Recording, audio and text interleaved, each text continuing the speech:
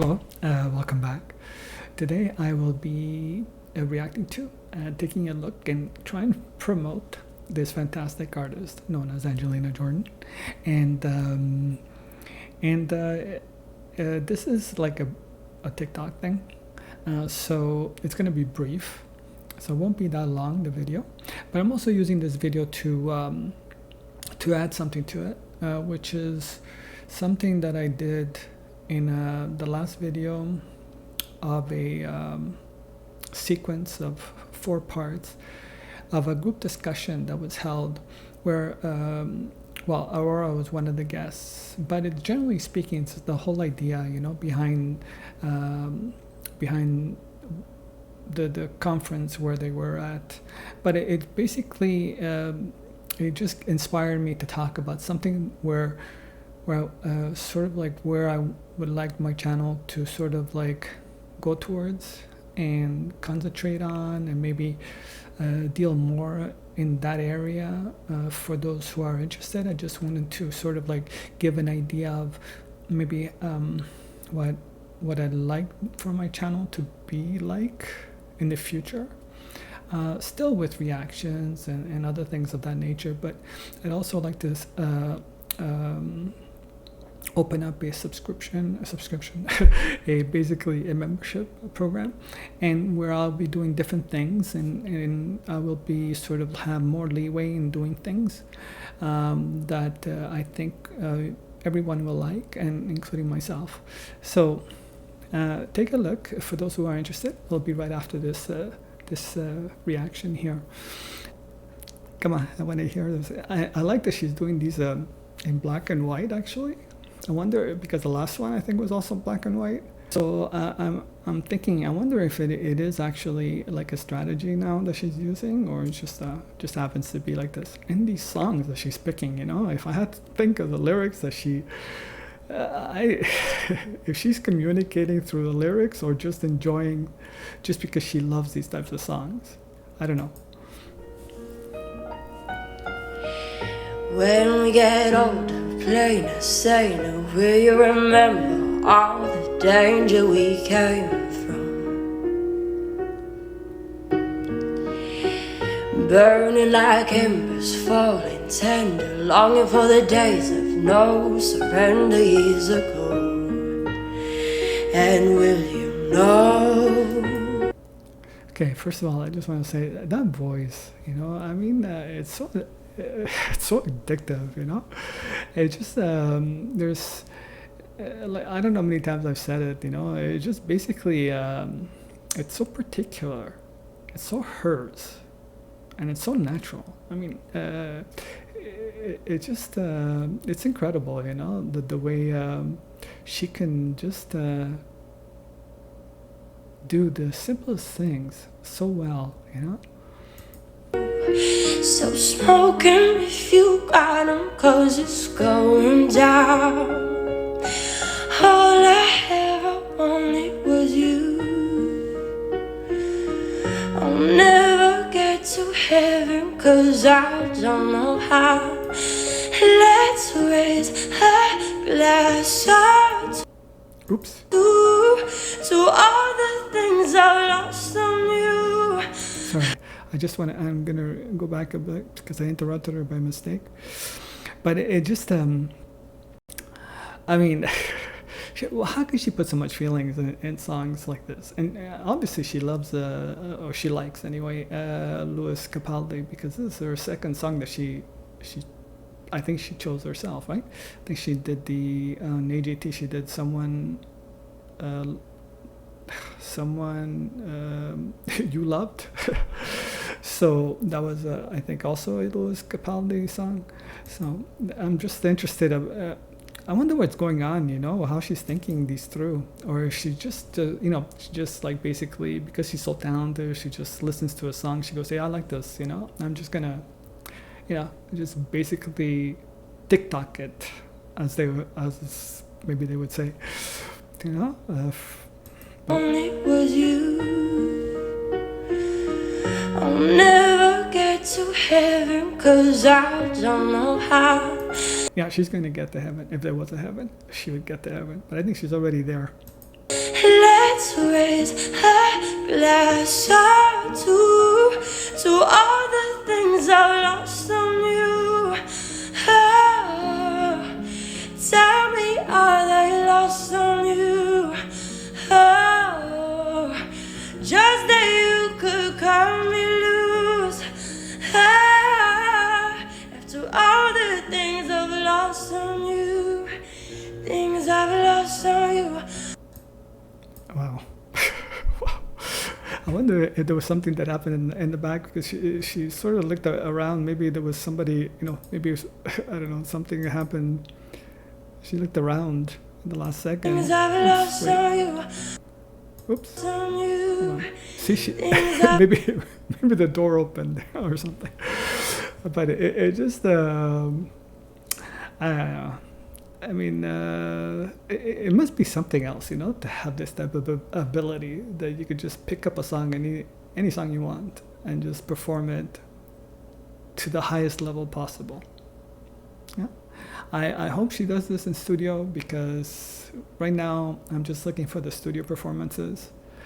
Those are the main things that interest me, and I don't want to, like I said, I don't want to promote other social media networks, even though I know it's part of the whole scenario or scheme of building up popularity and so on. But any which way, talent like hers is going to sooner or later rise to the top, because she's already has quite a bit of exposure, and she's just going to continue to grow, and it's going to become automatic. And like I said, by the time she's 25, 30 years old, she's going to be well known throughout the world, if she isn't already, And yeah, I mean, anyway, so that's my opinion about that. Hopefully this was enjoyable and this was fine. Like I said, stay tuned for a different type of video. Where it's just me commenting on something that they were discussing or that was brought up about social media networks in general.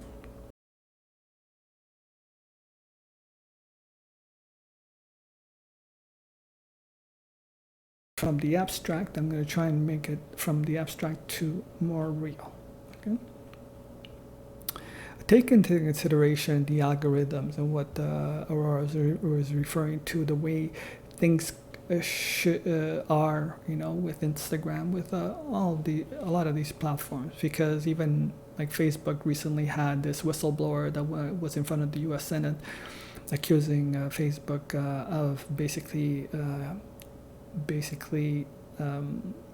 having profits in mind over and above everything else. So, that's no surprise to anyone, because multinational corporations, that's their modus operandi. Now, just to give you an example of how this whole system, from my perspective, works, is like this. Like a long time ago, let's say maybe over 100 years ago or so, someone came up with the idea, because at the time, people that had money, and I won't go into how they got the money to begin with, but people that had money, they would have like a partnerships in order to create businesses, right, or ventures, where they would make, the coal mines or whatever they would build, and then make profits from that and so on, right? But if those ventures failed, they would lose their own personal wealth, not only the investment, but also any creditor could go after their own personal wealth. So they came up with the idea, and this makes a lot of sense, of the corporation, right? Where your only limited liability is what you put into it, as opposed to your personal effects. So the creditors couldn't go after your own personal effects, even if the company went belly up. And that inspired new ventures, inspired people more and more investments, and that makes relatively good sense in the sense of building an economy. But then something started to happen. Well, because corporations were like that and had some power, in the sense of like it was making profits for people. Then, like as they grew, the idea grew. And this is an idea from, the gorgeous mind of the human mind. And then what happens is greed came into the picture, where, hey, why can't we get more and more, power for the corporation? That's why we make more and more money by doing so, right? And because we have less and less limits of what it can do, to the point that with lawyers and so on, the corporation at a certain point became sort of seen or perceived as a person from a legal perspective, having the same rights as a person type of thing, legally in the legal world type of thing. So, and again, I'm speaking in general terms. So now the corporation is perceived as a person, has the same rights, and so on, right? So all of a sudden you have these multinational corporations that have this identity, of being considered as people, as persons, legally speaking. The only problem is that, except for a minority of people, okay, human beings have limited ambition in one sense or another. And when I say almost everyone, humans have limited ambitions, meaning like, most of us, if we make $1 billion, we'd say, hey, I have more than enough money to live with for multiple lifetimes, including my kids and so on and so on. So I don't need to make more. There's the ambition sort of diminishes. But there's a few that apparently the ambition is limitless. And that is also what multinational corporations are. They have unlimited ambitions. And actually, that is their modus operandi in the sense from the perspective of Wall Street, or this because they're the people that invest in corporations, that buy into them, expect those corporations to keep growing and to keep making more and more profits, not just on a year. 1 year they make a certain profit and that's cool. No, they have to make more profits than the year before, and so on and so on. Accumulative profits. But so the idea behind it all is that multinational corporations, who are now considered sort of legal persons, have no limits in their ambitions. So they build, obviously, algorithms that are based on the bottom line, which the bottom line, as I mentioned, is profits and growth. That is legally what they are supposed to do, is make profits and growth over and above pretty much everything, as long as they do it legally. And that's it. So that's the whole thing, right? So when I mention to a representative, maybe there's something wrong, or when Aurora says, maybe there's something wrong with the algorithms because they're promoting like the wrong things as opposed to the, let's say, relatively right things, relatively speaking from the human perspective. Well, they'll obviously, as the subservience of this entity, multinational corporation, that they represent, they will disagree with you and say, well, no, it's working fine. We're making more and more money. I'm getting paid. The CEOs are making more and more money. Everybody's making money. Wall Street loves us. So what's wrong? There's nothing wrong. So it's very interesting. This is an entity that was created by human thought, that was taken over by greed, the human emotion of greed, formed into something, an entity like a multinational corporation, which is with the idea of making more and more profits and more money, and more growth. and then having people within it and beneath them, so subservient to the entity that they serve. So all of a sudden, the entity is above the people itself. And we've seen that in different ways, including in the 2008 economic crisis, where the idea of too big to fail came into the picture as well, right?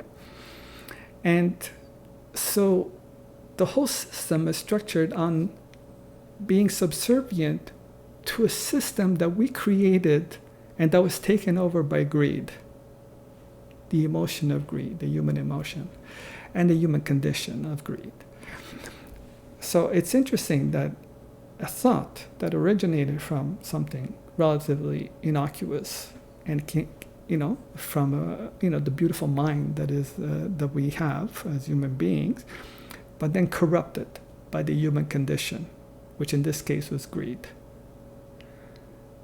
And then we become subservient to that in which we created, the entity that was created from, that became magnified and became taken over by the emotion of greed. Now, in every circumstance, whatever human, and this is the problem, whatever the human being thinks and tries to resolve a problem, sooner or later it collides with the human condition, and the solution becomes a problem because it is taken over, as I mentioned, by one of the fundamental aspects of the corrupt aspect of the human condition. Now, in most cases, now the natural reaction to this is great. Okay, so what? We're not supposed to be human? How are we going to resolve that, right? And let's come up with organizations. Let's come up with a whole bunch of different things, right, that are going to address the problem. And then those organizations become themselves in one form or another, let's say, distorted. Okay, and the things never really get completely resolved. Okay, like for example, there's a problem with the unification of the world, right? We came up with the United Nations, and the United Nations, the last thing that seems to be is united. So, and that's again because of the different aspects of human conditions that come into the picture. So what do, right? How do we resolve the problem of the human condition? How do we resolve greed? It's part of us, right? How do we resolve envy? How do we resolve jealousy? How do we resolve all these factors that distort every good intention that the human mind is able to come up with, or the human, whatever solutions that we come up with? And that's where it comes back to us, to ourselves, right? If we understand who we are and what we are, from that comes an understanding of what love is. And I'm not talking about romantic love. And if one grasps the fundamental meaning of that, then it becomes sort of the filter in which we see the emotions that are come from within us when something occurs that stimulates those emotions. For example, if greed comes into the picture, it comes through me, then I see it for what it is, through the lens of this understanding of what unconditional love is. And I look at it. I look at the greed for what it is. And then as soon as I recognize it, it just passes on. It just goes away. It's because it's been absorbed like like a thought, a passing thought that just was harmless in its at the end, you know. And that's how we can progress. This is a type of quantum leap in our psyche that is necessary in order for the human race to survive itself. Now, that is easier said than done, because finding the love that I'm referring to is enlightenment, and that is could be a very difficult and long struggle for many people, because it's so far away from our everyday lives.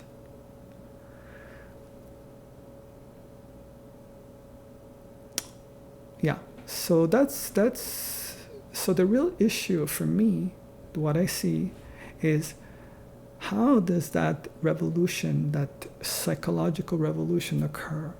And that's why I wrote I wrote my book, just to sort of point out what would, in my mind, would be necessary for that to occur, and share it with the world, and hope in some way that might help people to find their own way, you know, in some fashion or another. Because ultimately, society is just an extrapolation or of our own personal relationship with one another.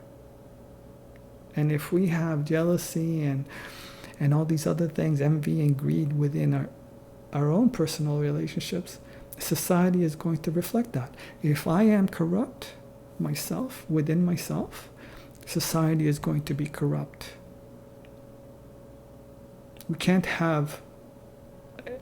It can't be any other way. So if I am not corrupt, society and you are not corrupt within yourself, you know, in the sense of what I'm saying, you know, that we're able to not suppress the feelings of the human condition, but actually see them for what they are and accept them and basically let them pass through us, like I said, without harm. And, you know, and then establish a relationship that is real, that is not based on images, that we can see one another as being the same. You know, because we have all those same emotions, except the circumstances are different. We all feel and see things the same way, in a sense of our feelings, fundamentally speaking. Okay, like I said, circumstances are different, right? And that's what also leads also to the problems of communications, which is the hardest thing, because people because it's very difficult to listen as well, because each person doesn't listen with the heart, with the love that I was referring to. Most people listen through the lens of the me, right? The me, which is corrupt by the human condition. It is the human condition. And we're reading things and listening to things through our own image, through the me, which is, like I said, seeing things from a perspective that is from envy, jealousy, and so on, or trying to figure out, or listening from that point of view, doesn't actually make us really listen to what the person is saying. We're just hearing something else a lot of the times, especially when it becomes part of the discussion has to do with us on a personal basis. Then the listening really becomes really difficult. Anyway, I think I went off way too long. So yes, that is the end of the video. I think I made it quite a bit longer than it actually originally is. So hopefully I've inputted some things on me, spurs some thoughts for you, and yeah, I put my own little contribution to this for whatever it's worth. Anyway, hopefully this was okay. Have a great day. Take care. Bye.